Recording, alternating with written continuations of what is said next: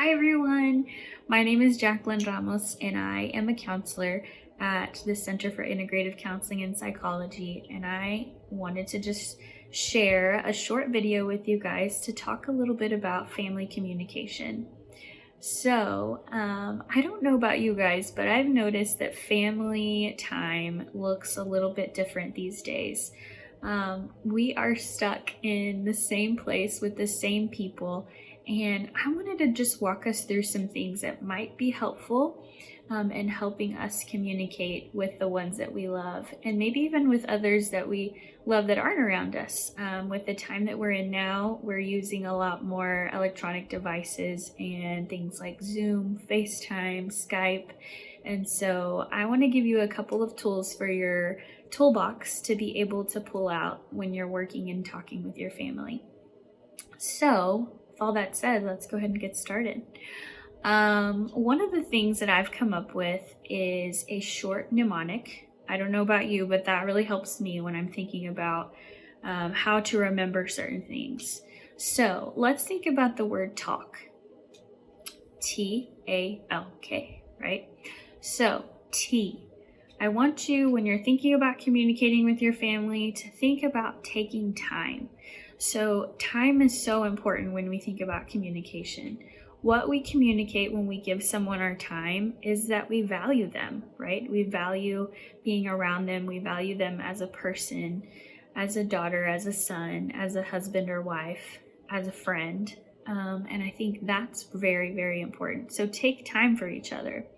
Take time to think about what you're going to say.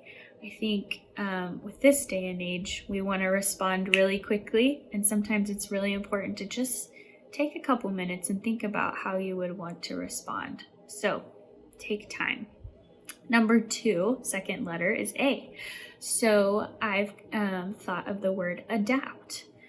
Right now, especially with all the changes that are happening, having to homeschool at home, having to work from home, having to find a new office. How do I set up my camera? How do I work on a meeting, attending a meeting while cooking dinner?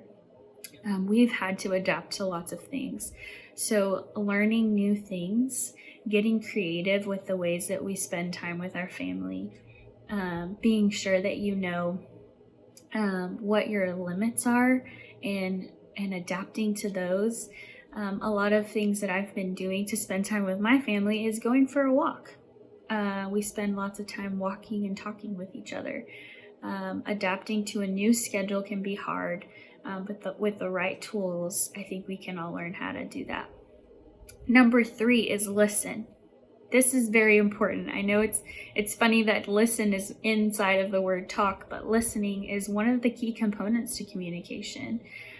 So while you're listening, make sure that you're making good eye contact, doing some reflections like nodding your head, showing the other person that you are listening to what they're saying. And then it's very important to reflect back. Here's what I heard you say is a really great phrase to use. Or sounds like you're saying this. This is what I heard you say. Those are really great listening tools that can be helpful. Last one, the letter K, is know, right? So know when is a good time to spend time communicating with your family.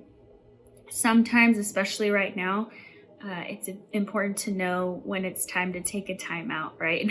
It's important to know when it's time to say, actually, I need my space right now for maybe 10 minutes.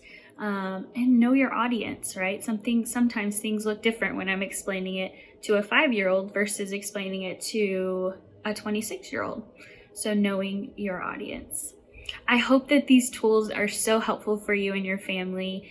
And if you have any questions or if you have any concerns, we'd love to help you out at the center. Please don't hesitate to reach out.